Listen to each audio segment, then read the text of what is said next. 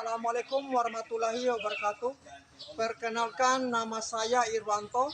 Saat ini saya mengajar di SMA Negeri 2 Boha, sekaligus peserta PPG di LPTK Universitas Mahasaraswati Denpasar. Hari ini saya akan mengikuti uji kinerja, dan hari ini saya akan melakukan pengambilan video pembelajaran. Seperti apa video pembelajarannya? Mari simak dan saksikan. Assalamualaikum warahmatullahi wabarakatuh. Waalaikumsalam warahmatullahi wabarakatuh. Bagaimana kabarnya semua? Alhamdulillah. Alhamdulillah.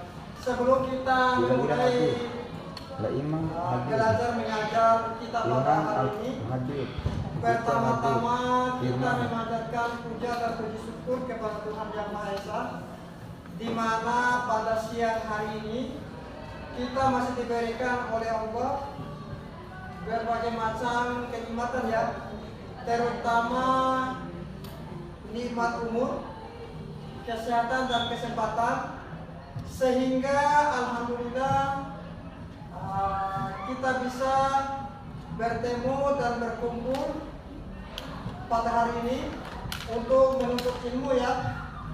Siapa saja yang belajar atau mengajarkan ilmu, maka ada beberapa aspek manfaat yang dia dapatkan. Yang pertama, yang ada di laut, seluruh makhluk yang ada di laut, seluruh makhluk yang ada di darat mendoakan dia dan mendapatkan nilai pahala seperti orang berjihad. Kemudian Allah akan mempermudahnya jalan menuju surga. Itu ya, bagi orang-orang yang menuntut ilmu ya. Sebelum kita memulai mata pelajaran hari ini, saya ingin absen dulu. Anissa Al-Maghfirah, Anissa Aris Munandar, Hadir. Cahyatin. Coba saya kasih contoh ya. Kalau tepung begini, kalau saya sebut pagi, kalian tepung 1 kali. Kalau saya sebut siang, tepung 2 kali. Kalau sebut sore, berarti 3 kali ya. Kalau malam tidak nyampe, nggak usah begini ya, berarti tidak nyampe ya. Sore. Kalau saya bilang siang, nggak usah dulu ditepuk. Kalau saya bilang pagi, langsung tepuk.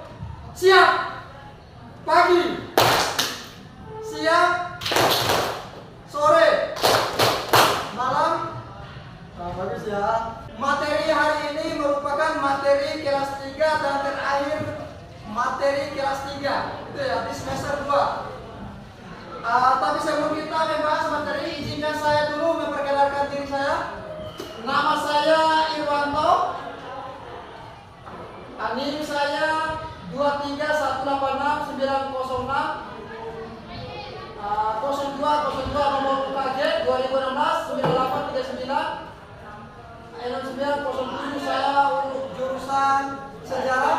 Sekarang ini saya sedang mengajar di SMA Negeri 2 Boha tentunya ya. Sekarang ini saya sedang mengikuti profesi program profesi pendidikan ya, biasa disebut itu PPG ya, program profesi pendidikan ya, di suatu LPTK atau biasa disebut itu Universitas Mahasaraswati atau disingkat dengan UNMAS Denpasar yang ada di Denpasar ya. Materi yang kita bahas ini prestasi bangsa Indonesia dalam menyembahkan ITB pada era kemerdekaan ya. Waktunya itu 20-45 menit. Sekitar 90 menit kalau kita jam mengajar ya. Kalau di sini ditanya tentang pengertian ITB, siapa yang tahu pengertian ITB? Ilmu pengetahuan dan teknologi ya.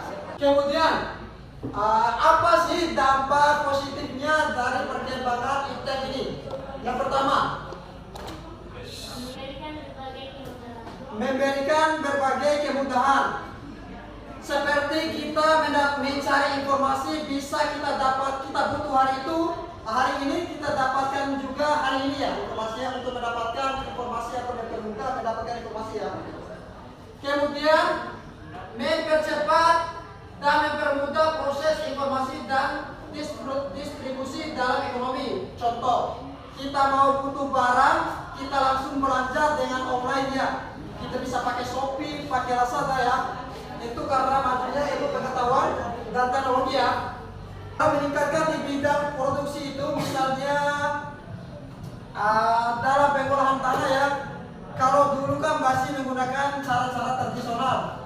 Contohnya sering bagaimana? Dulu menggunakan sapi dan kerbau, sekarang menggunakan traktor. Itu maksudnya untuk meningkatkan hasil produksi ya. Dulu menggunakan sapi dan kerbau, cara pengolahan tanahnya, sekarang sudah memakai traktor. Kemudian meningkatkan kualitas pendidikan seperti kita ini ya. Maksudnya guru itu bisa mengajarkan, bisa pakai LCD atau bisa memakai aplikasi-aplikasi lain yang seperti kita bahas nanti ya. Mungkin kalian baru pernah lihat tentang aplikasi ini, akan saya tunjukkan ya, karena saking maksudnya teknologi ya.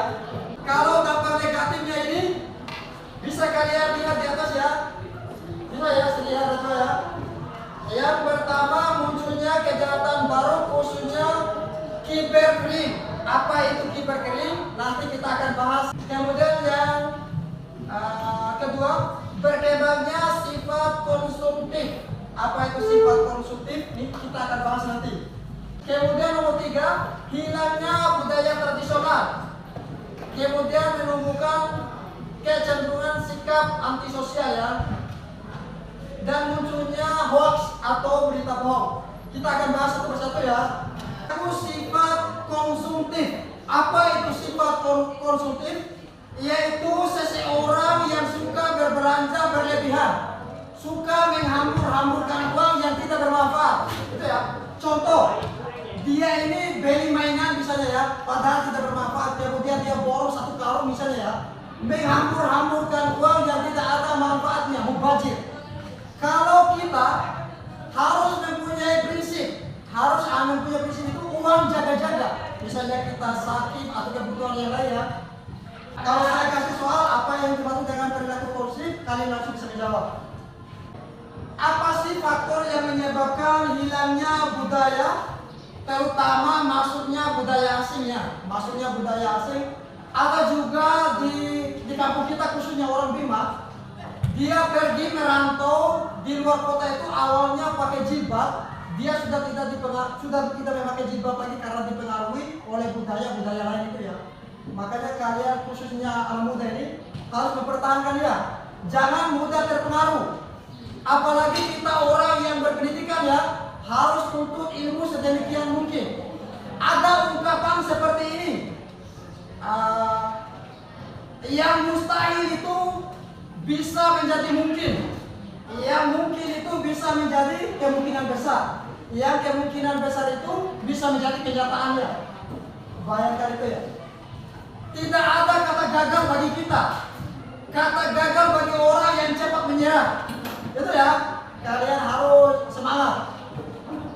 Misalnya kalian mau jadi dokter, teruskan cita-citamu. Ada ungkapan seperti ini, nggak usah cita-cita setinggi langit, jangan besar angan-angan. Itu perkataan yang tidak mendukung. Kita orang yang pendidikan, orang yang bersekolah harus cita-cita yang lebih tinggi. Kalau tidak bisa jadi dokter, cari pekerjaan yang lain. Misalnya jadi guru misalnya ya. Jangan putus semangat, kalau jatuh di tempat yang lain, bangkit dan cari pekerjaan yang lain. Paham ya? Disinformasi, apa yang dimaksud dengan disinformasi dan apa itu informasi? Mungkin kalian pernah mendengar melalui televisi, media massa atau ungkapan gurumu, ada namanya disintegrasi dan ada integrasi.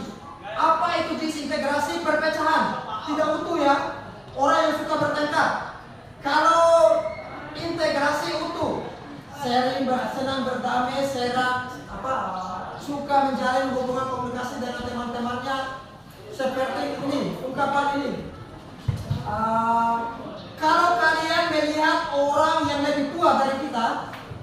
katakanlah dia lebih berpengalaman daripada kita ya. Kalau melihat orang yang lebih muda dari kita, katakanlah seperti ini, kita kita yang lebih banyak dosa dibandingkan dengan dia. Itu kapan ya? Kalau disinformasi berarti orang itu tidak suka dengan informasi, apalagi informasi positif ya. Contoh dia, ada orang kecil yang memberikan informasi kepada dia yang lebih tinggi, padahal informasi itu benar, dia tolak. Itu maksudnya ya, dia tolak. Harusnya dia terima. Kira-kira kalian paham dengan gambar ini? Raja? Sri? Kira-kira apa ini dari dampak negatif ini? Kira-kira perkembangan ilmu pengetahuan dan teknologi, ada perusahaan, ada kali dan ada yang putih-putih. Ini perusahaan ini dampak negatif ini maksudnya dari gambar ini ada apa tadi itu limbah, terjadinya limbah. Ada orang ada perusahaan kemudian dia membuat hasil atau sisa perusahaannya itu ke dalam kali. Kemudian terjadinya kotor, makanya dinamakan limbah. Paham ya? Kemudian ini dampak negatif yang selanjutnya, ada pohon yang ditebang dan ada pembakaran di sini. Kira-kira apa yang di sini? Penebangan hutan secara liar ya. Penebangan hutan secara liar. Mereka itu melakukan penebangan liar untuk mau dibangun perusahaan-perusahaan, gitu ya. Karena dampak negatif dari penebangan liar itu bisa terjadi apa? Yang pertama, banjir, longsor. Itu kalau terjadi penebangan pohon ya. Kemudian ini ada perusahaan dan ada asap. Kira-kira apa ini? Dampak negatif. Polusi 100 ya.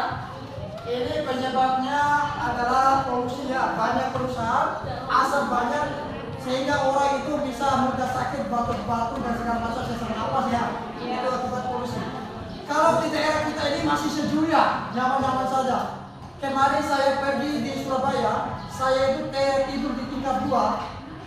Panas sekali karena penduduknya padat, rumahnya mepet, ditambah lagi perusahaannya banyak ya.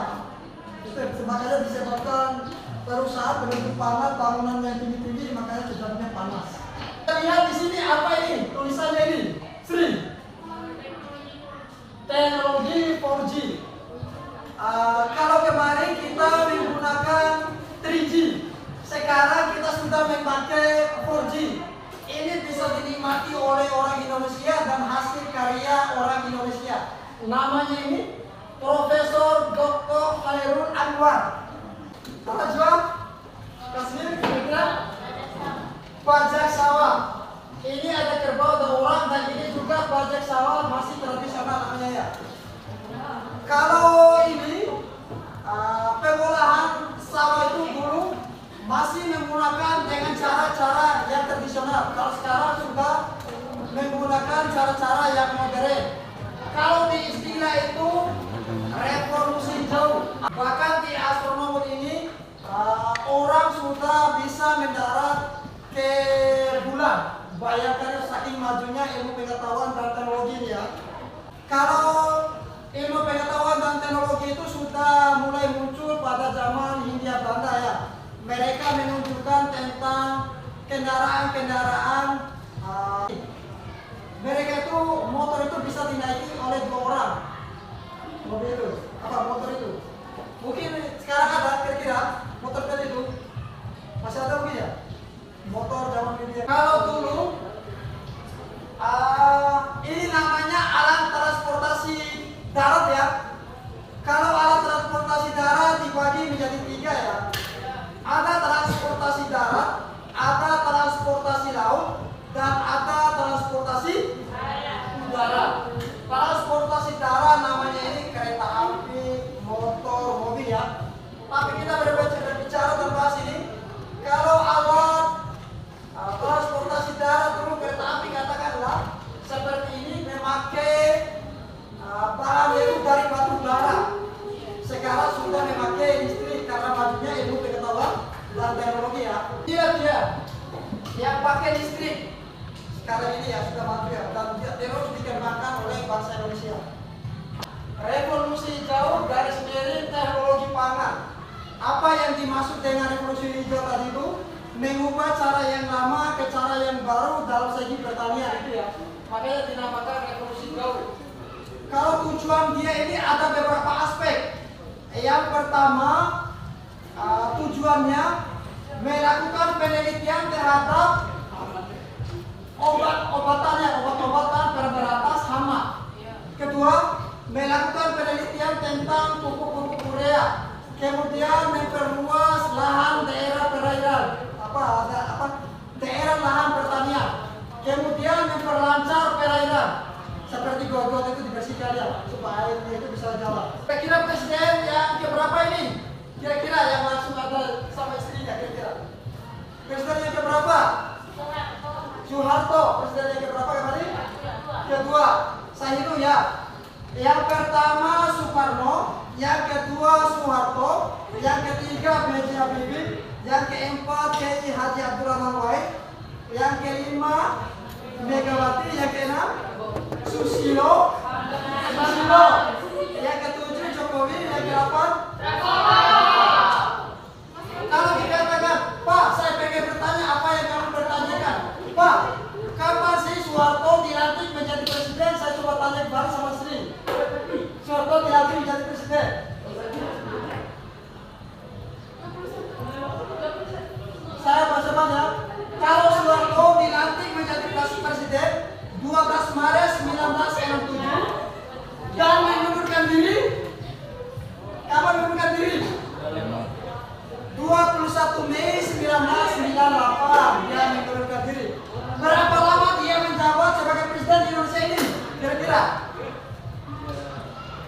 32 tahun 100. Luar biasa ya.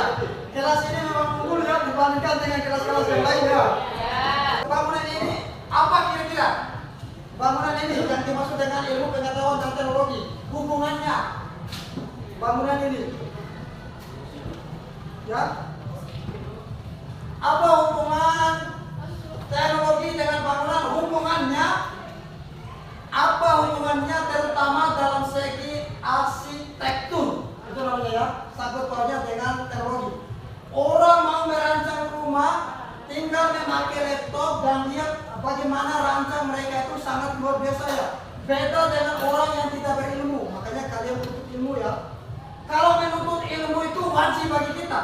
Fardu ain. Apa itu fardu ain? Menuntut ilmu itu wajib. Kalau dia tidak mau menuntut ilmu berdosa. Gitu ya. Beda dengan sunnah. Mau menuntut ilmu tidak dapat dosa, tidak dapat pahala. Gitu ya. Paham ya? Di gambar ini. Presiden yang ketiga B.J. Habibie menjabat sebagai presiden hanya 1 tahun 5 bulan. Bayangkan ya. Dan dia merupakan presiden satu-satu yang bukan orang Jawa. Berasal dari mana? Sulawesi. Luar biasa keras ini ya.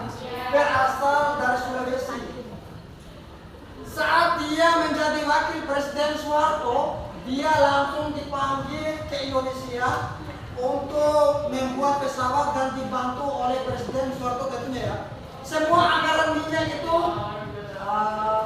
disisipkan ke Presiden B.J. Habibie pas dia menjadi wakilnya untuk diberikan bantuan supaya bisa mengembangkan pesawat ya.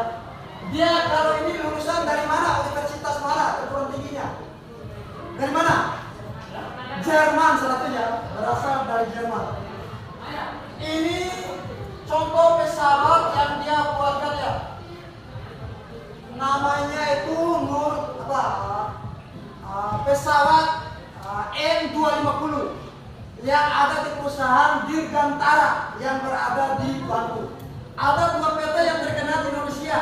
Ada PT Panda dan ada PT Dirgantara. Kalau PT Panda di Bandung itu menghasilkan teknologi yang bersangkutan dengan militer, pembuatan senjata, sniper misalnya, atau alat-alat tentang militer yang lainnya. Namanya PT Panda yang ada di Bandung ya. Ini juga pas zaman Hindia Belanda, penyebaran berita proklamasi itu paling banyak disebarkan memakai radio. Kenapa tidak disebarkan berita informasi itu melalui melalui koran dan media tidak terlalu cepat dan masyarakat di pedesaan itu kurang apa? Kurang mendapatkan informasi. Kalau pakai radio langsung merata ya, dari dusun, kota, pokoknya di seluruh Indonesia itu mendapatkan informasi melalui radio ini. Bahkan orang tua dulu rela tukar tanah dengan radio, saking dibutuhkan dulu. Bayangkan ya, kalau sekarang sudah tidak ada lagi ya. Hobi dan guru tidak perlu repot lagi, tidak perlu lagi periksa di rumah, langsung jawaban bisa diketahui. Kamu nomor 10 boleh, dan nama kalian langsung akan tertera. Zaman sudah maju ya.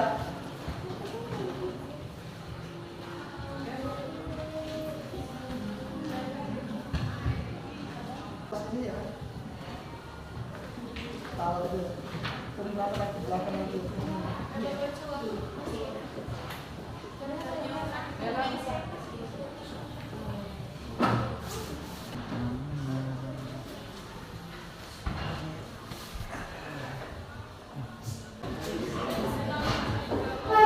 Di atas ini ya.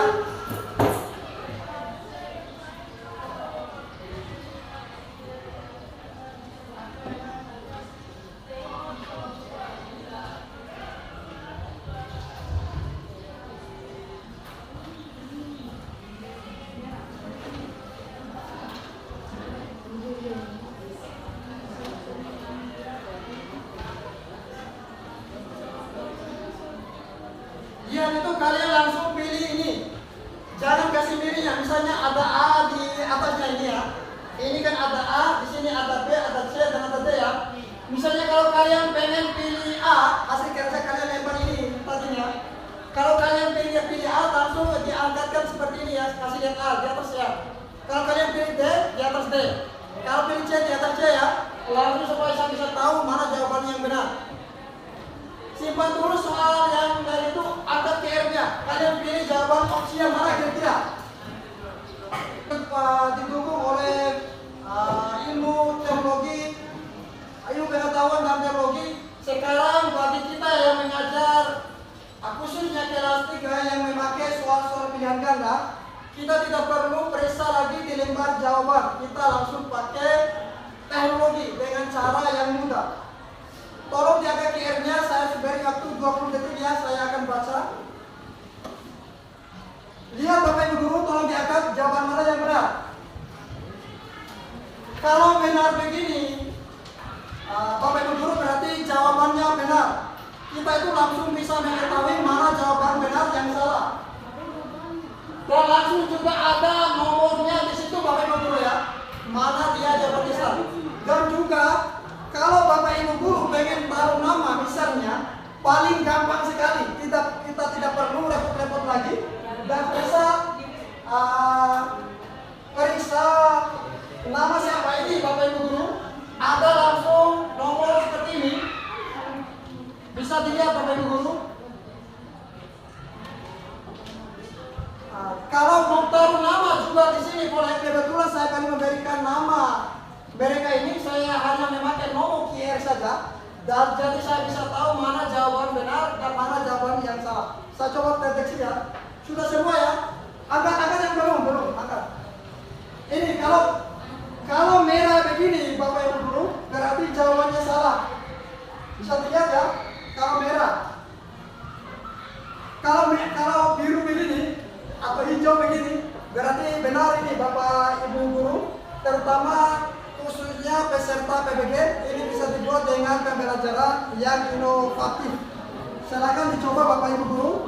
Ini merupakan cara terbaik buat kita sebagai guru memakai ilmu pengetahuan dan teknologi. Saya akan langsung memindahkan jawaban dan mana jawaban yang benar dan mana jawaban yang salah. Kita lihat sama-sama ya. 1, 2, 3.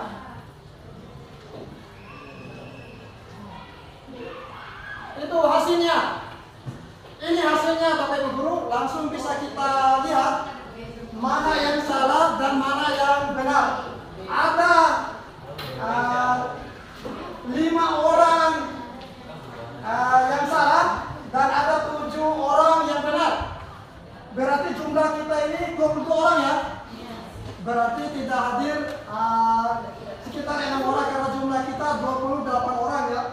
Langsung kita lihat ini, Bapak Ibu Guru, skornya. Kemudian kita akan lanjut.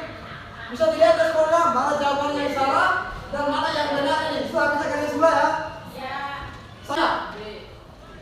Ini hasil jawaban mereka tadi, Bapak Ibu Guru. Bisa dilihat. Ada 2 yang menjawab produksi, ada 3 yang menjawab ekonomi. Berarti mereka itu semuanya salah. Ada yang menjawab ekonomi 2 orang, menjawab ekonomi 2 orang, dan langsung bisa terdeteksi siapa yang salah. Di sini ya, tidak perlu dapat lagi. Ada 12 orang yang benar. Luar biasa ya. Luar biasa. Saya langsung bisa memberikan nilai, tidak perlu repot-repot lagi karena majunya ilmu pengetahuan dan teknologi. Selanjutnya kita memasuki soal yang ketiga. Silakan angkat PM-nya dan pilih jawabannya ya.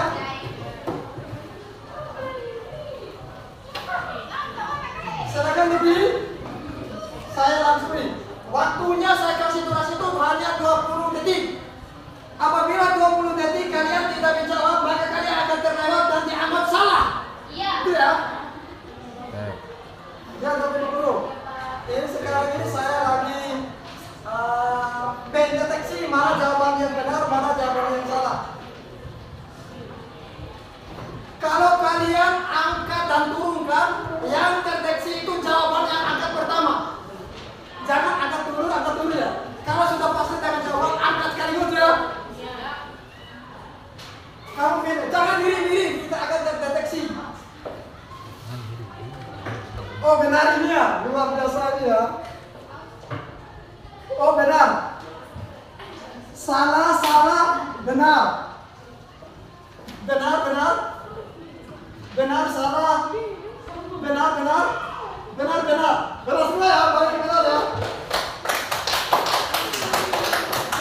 Untuk melihat kepastiannya apakah benar perkataan guru itu, benar atau salahnya kalian itu, langsung bisa saya kasih tunjuk ya. Kita lihat sama-sama ya. Kita itu ya. 1, 2, 3. Ini hasilnya. 5 orang yang salah menjawab ilmu pengetahuan, 3 orang salah menjawab teknologi, dan 1 orang menjawab IT. Kalau mau ambil cari jawabannya tinggal pilih IT. Ya. Aduh. Tapi tidak apa-apa. Ini namanya juga kita saling belajar, terutama saya pribadi ya. Lanjut lagi ya. Saya akan selanjutnya ya.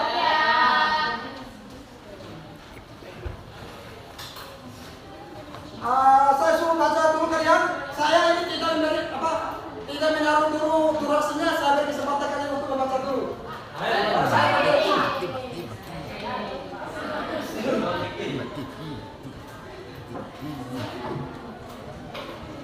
Saya kesenggol. Saya baru memberikan waktu, yaitu saya suruh kalian untuk baca dulu. Silakan Ibu, peserta PPG, kita bisa taruh di sini pembelajaran yang inovatif. Kita mempergunakan ilmu pengetahuan dan teknologi.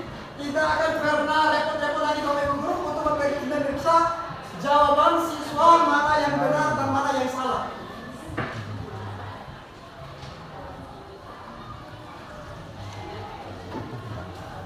Saya sudah berikan kesempatan lagi, saya hitung sampai 3 dulu ya. 1, 2, 3 angkat. Saya akan deteksi. Angkat. Kasih tahu saya mana nama yang masuk di sini. Kalau di sini tanda pin seperti ini, berarti dia sudah connect dengan nilai ya. Kalau begini berarti belum masuk ya. Tanda kasih tahu saya kalau sudah semua. Mana yang belum?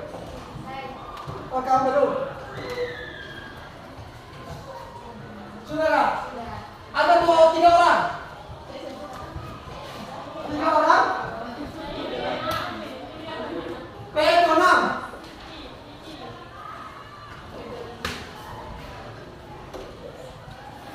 P itu 9. P itu 9 siapa? 1 orang. Ya. Kalau menunjukkan pin berarti sudah jawabannya kalian sudah terkonek di internet. Tidak bisa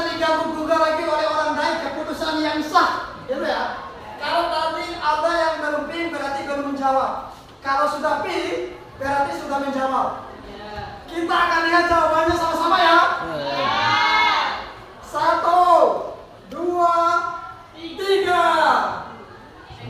Nah, inilah jawabannya. Ini dia jawabannya.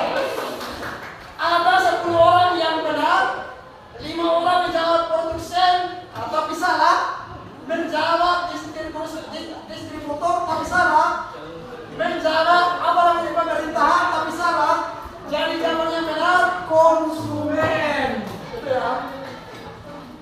Kita lanjut ya.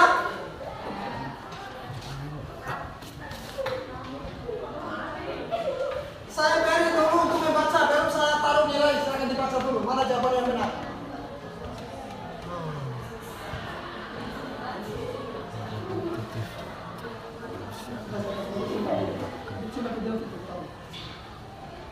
Silakan dibaca dulu. Coba.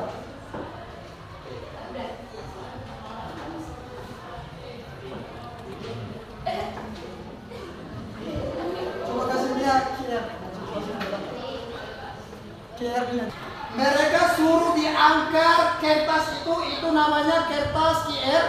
Kita membagikan kertas QR itu kepada siswa untuk memilih jawaban mana yang benar, kemudian langsung akan terkonek dengan sendirinya.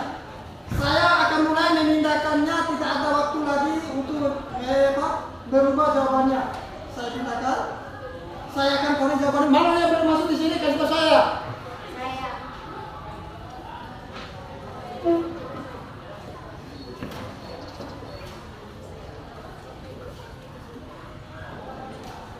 Ada catat? P29, P28. Ya, P28. P3. Oh, sudah semua ya? P3. Siapa yang P3? Oh, sudah semua. Oh, belum. P9 itu P3. Oh, sudah. Lihat kalau nanti di ulangan yang lainnya, evaluasi yang lainnya, kalian perhatikan P-nya ya. Itu sesuai dengan nomor absen kalian. Dan kalian sudah memilih jawabannya. Berarti sudah ada, tidak ada keputusannya. Yang kedua, karena sudah langsung terkumpul 3. Ini jawaban yang benar dan salah Bapak Ibu ya. Dia langsung akan terkonek.